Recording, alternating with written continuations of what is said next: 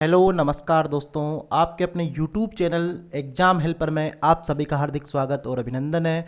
हम आपका स्वागत करते हैं Rajasthan public service commission Ajmer द्वारा आयोजित होने वाली परीक्षा सीनियर टीचर यानी कि सेकंड ग्रेड के सिलेबस के बारे में। जो साथियों ये हमारी सीरीज है रामबाण तोड़ सीरीज, यानी कि ये एक हमने नाम दिया है साथियों, जिसमें हम पूरे इस सीरीज़ में हमने पूरी सीरीज़ में अब तक जाना है कि आरपीएससी सेकंड ग्रेड के जो दोनों पेपर होते हैं, पेपर 1 और पेपर 2।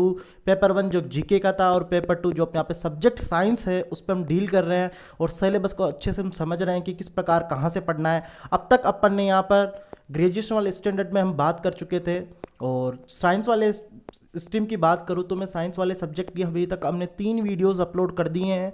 जीके वाला पूरा सिलेबस हमारा कंप्लीट हो चुका है, उसको अच्छे से समझ लिया है। उसके बाद साथियों अब हम बात करते हैं इसके पार्ट नंबर 4 में।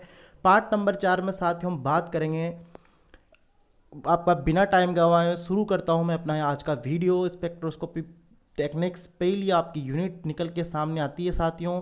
उससे पहले मैं आपको बता दूं, अपने अभी तक वो पुराने वीडियो नहीं देखे हैं तो वो ज़रूर देखें। बहुत ही अच्छी और महत्वपूर्ण सीरीज है, क्योंकि अगर सिलेबस कहीं किसी भी भर्ती परीक्षा की तैयारी में आपको अगर सिलेबस याद है तो फिर आपका 50 से 60% काम भर्ती परीक्षा तैयारी का वहीं खत्म हो जाता है। क्योंकि ये एक ऐसा मेजर पोर्शन है जिसको समझने में जितने दिन लगे, लेकिन ये अगर समझ लिया तो ये आराम से आपको 50 से 60% भीड़ को वहीं पीछे छोड़ देता है आपसे। यानी कि आप 50 से 60% लोगों से पहले ही आगे निकल चुके होते हैं। तो साथियों इसलिए महत्वपूर्ण सीरीज़ को हमने कदम उठाया और मैं आपसे रिक्वेस्ट करूंगा चैनल को सब्सक्राइब कर लेना और अपने साथियों तक जरूर शेयर करें। वीडियो को शुरू से लेकर अंत तक जरूर देखें। स्पेक्ट्रोस्कोपी टेक्निक्स की बात करें तो यूवी और यहाँ पर आईआर दो बड़ी मेजर टेक्निक्स हैं जो कि आपके सिलेबस में हैं। यूवी विजिबल की बात करें तो यहाँ पर बियर लैम्बर्ट का जो नियम है वो है, ऑक्सोक्रोम है, क्रोमोपोर है, वरियस शिफ्ट है। साथ ही यहाँ से प्रश्न बनता है वरियस शिफ्ट से calculation of lambda values of dice. अब की बार लेमड़ा वैल्यूज, लेमड़ा मैक्सिमम जो वाली वैल्यूज थे वहाँ से ही प्रश्न आया था 2022 में। तो साथियों 2022 की जो बात करें तो प्रश्न इस वाली बिंदु से बना था। पोलीइंस हैं इयोन्स कंपाउंड से, तो 3 प्रकार के कंपाउंड से जहाँ पर आपको लेमड़ा मैक्सिमम निकालना है, डाइंस, पोलीइंस और यहाँ पर इयोन्स। तो ये तो हुआ UV ultraviolet visible spectroscopy techniques के बारे में। आईआर की बात करें तो यहाँ पर मोलिकुलर वाइब्रेशन, हुक का नियम, हुक्स लॉ, इंटेंसिटी एंड यहाँ पर position of IR bands, IR band कहाँ कहाँ मिलते हैं। जैसा कि सीधा सीधा प्रश्न आता है कि ओएच ग्रुप होगा तो कौन सी रेंज में मिलेगा, सीओएच होता ग्रुप होगा तो कौन सी रेंज में मिलेगा, एल्किन होगा तो कौन सी रेंज में मिलेगा। फिंगरप्रिंट रीजन है और characteristic absorption of common functional groups. तो साथ में ये वाला पोर्शन आपको कहाँ से पढ़ना है, प्रश्न यही निकल के सामने आता है। तो ये वाली बड़ी टिपिकल टेक्निक है, क्योंकि ये टेक्निक्स आप कई लोगों ने तो पहली बार देख रहे होंगे, पहली बार नाम सुन रहे होंगे। तो ये टेक्निक्स वैसे बीएससी की जो फाइनल ईयर की साथियों बुक्स है उसमें है, लेकिन फिर भी अगर आपको समझ में नहीं आता है वहाँ से, क्योंकि खुद के पढ़ने से समझ में नहीं आएगा, ये किसी टीचर्स की मदद ही आपको यहाँ पर लेनी पड़ेगी। तो इसको आप टीचर की मदद से ज़रूर पढ़ें। और बुक्स का मैंने बता दिया, बीएससी फाइनल ईयर की बुक्स में ये अवेलेबल है। वैसे एमएससी में भी ये पार्ट चलता है, क्योंकि मैंने अप्लाइड केमिस्ट्री एमएससी किया था तो ये मैंने पोर्शन वहीं पढ़ लिया था एमएससी के दौरान। बायो इनऑर्गेनिक केमिस्ट्री की बात करूं तो यहाँ पर साथियों 4 के एलिमेंट्स आपको दे रखे हैं। 4 मेटल आयन है, bulk and trace metal ion in biological system.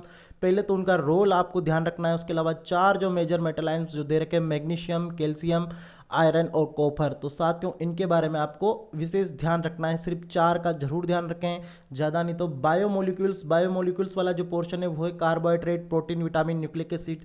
ये वाला पोर्शन आपके 2 जगह बेनिफिट रहेगा आपको। बायोलॉजी में भी ये वाली चीज़ है, तो बायो में और केमिस्ट्री में दोनों में कॉमन सिलेबस की एक यूनिट है जो आपके लिए दोनों तरह से बेनिफिट दिलाएगी। उसके बाद अगली जो यूनिट है साथियों 12वीं में दे रखा है एनसीईआरटी में, ये वाला पोर्शन आराम से आपका वहाँ से हो जाएगा। Polymers natural and synthetic polymers हैं, ज़्यादा कुछ नहीं है, सिर्फ 2 ही पॉलीमर्स हैं। एक तो नेचुरल का ध्यान रखना है जैसे कि सेलुलोज है, प्रोटीन है, तो और यहाँ पर सिंथेटिक जो पॉलीमर्स है जो कि सिंथेटिक आर्टिफिशियल पॉलीमर्स जिसे कहते हैं, मैन मेड पॉलीमर्स हैं, वो उनका एग्जाम्पल ध्यान रखता है। प्रोसेस क्या है, उनकी केमिकल रिएक्शन क्या है, वो अपन को समझनी है।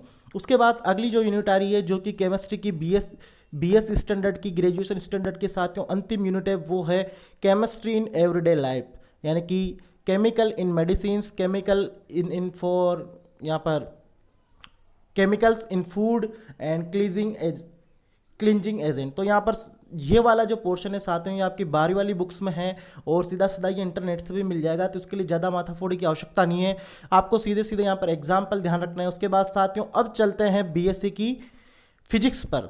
बीएससी की फिजिक्स की साथियों आपके पास है 6 यूनिट, सॉरी बीएससी की फिजिक्स के आपके पास है 6 यूनिट और 12 यूनिट आपको मैंने 12th स्टैंडर्ड में बताई थी कि कुल 12th स्टैंडर्ड में 12 यूनिट है और 6 यूनिट आपके सामने, तो टोटल 18 यूनिट्स यहाँ पर आपकी बनकर निकल के आती हैं फिजिक्स में। तो साथियों फिजिक्स की बात करें तो पहली यूनिट है जो बीएससी लेवल पे है, ग्रेजुएशन लेवल पे, वो है मैकेनिक्स। मैकेनिक्स का पहला टॉपिक है यहाँ पर conservation law, centre of mass, elastic and elastic collisions, यानी कि प्रत्यास्थ और प्रत्यास्थ टक्कर, डैम्प्ड एंड फोर्स ऑसिलेशंस। ये वाली यूनिट आपको कहाँ से पढ़नी है? वैसे बीएससी में एक पूरी बुक्स चलती है फिजिक्स की, मैकेनिक्स साथियों, जो कि अगर आप बायोलॉजी से होंगे तो आपने बीएससी पढ़ी ही नहीं होगी, बीएससी में फिजिक्स पढ़ी ही नहीं होगी, तो ये वाला पोर्शन आपका थोड़ा वीक होगा, मैं डेफिनेटली समझ सकता हूँ इस बात को। तो इसके लिए आप टीचर की ज़रूर मदद लें। ये वाला पोर्शन पंकज जो सर है साथियों, पंकज मिश्रा सर, उन्होंने बहुत अच्छे से पढ़ा रखा है, तो आप उनकी हेल्प ले सकते हैं। और उसके बाद अगली जो चलती है क्लासिकल इलेक्ट्रोडायनेमिक्स, कुलाम का नियम है, इलेक्ट्रिक फील्ड है, पोटेंशियल डायपोल है, इलेक्ट्रिक गॉस का नियम है, गॉस की थ्योरी है, मैक्सवेल इक्वेशन है। मैक्सवेल इक्वेशन में आपकी बात प्रश्न बना था, वेव ऑप्टिक्स है, हाइजन प्रिंसिपल है, और इंटरफेरेंस ऑफ लाइट है, डबल शिफ्ट एक्सपेरिमेंट है, और डायरेक्शन ऑफ लाइट है, सिंगल शिफ्ट है यानी कि यंग का प्रत्यास्था गुणांक, तो ये वाले पोर्शन इसमें है। और resolving power of an optical instrument, polarisation और स्कैटरिंग ऑफ लाइट्स, ये वाला पोर्शन में से 12वीं में दिया हुआ है, पर 12वीं में थोड़ा कम लेवल से दिया हुआ है। आप यहाँ पर किसी टीचर की मदद लेके जरूर पढ़ें, क्योंकि अगर आप खुद से पढ़ेंगे तो शायद मेरे हिसाब से समझ में मुश्किल ही आए, क्योंकि आप बायोलॉजी कैडर से हैं। हालांकि कोई मैथमेटिक्स वाले कैडर वाला बच्चा होगा तो वो आराम से पढ़ के खुद से समझ लेगा।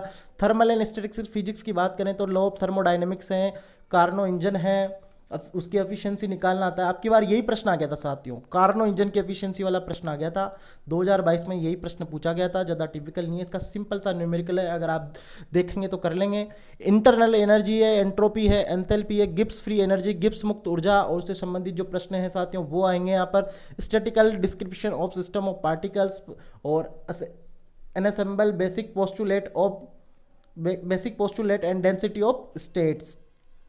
तो साथियों बात करते हैं क्वांटम मैकेनिक्स और मॉडर्न फिजिक्स, दो आपके यहाँ पर महत्वपूर्ण यूनिट बच रही। ये वाली यूनिट थोड़ी छोटी है लेकिन प्रश्न एक जरूर बनता है, इस वाली यूनिट को जरूर पढ़ के जाएं। Special theory of relativity, nuclear physics and radioactivity, और structure of atom and wave property of matter and particle physics. उसके बाद क्वांटम फिजिक्स जो अपनी यूनिट रह गई है उसमें postulate of quantum mechanics, uncertainty principle यानी कि अनिश्चितता का सिद्धांत, श्रोडिंगर की equation, harmonic oscillator and stationery state, one dimension walls, barriers, linear vector space and operators. तो विभिन्न ऑपरेटर्स के बारे में जिसमें हार्मोनिक ऑसिलेटर और यहाँ पर linear vector space and operators के बारे में। तो ये तो था शायद तो बीएससी फिजिक्स वाला, इसमें आपको किसी टीचर की मदद से जरूर पढ़े बीएससी फिजिक्स को, क्योंकि आप खुद बायोलॉजी कैडर से हैं तो शायद कम ही समझ में आया है। मेरी भी थोड़ी कमी समझ में आई थी, मैं ईमानदारी से बता रहा हूँ, मैं भी कोई फिजिक्स का एक्सपर्ट नहीं रहा।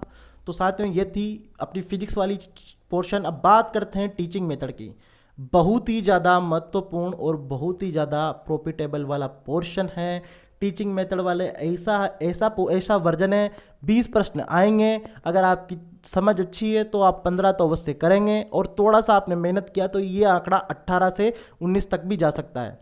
तो साथियों अच्छा स्कोर दिलाता है, एकदम रणनीति को बहुत ही ज़्यादा मजबूती प्रदान करने वाला आसान बिंदु है teaching method. Definition of concept of science, nature of science, types of correlation in concept of relationship with other school subject, AIIMS and objective of science, teaching, scientific method, scientific literacy और scientific attitude.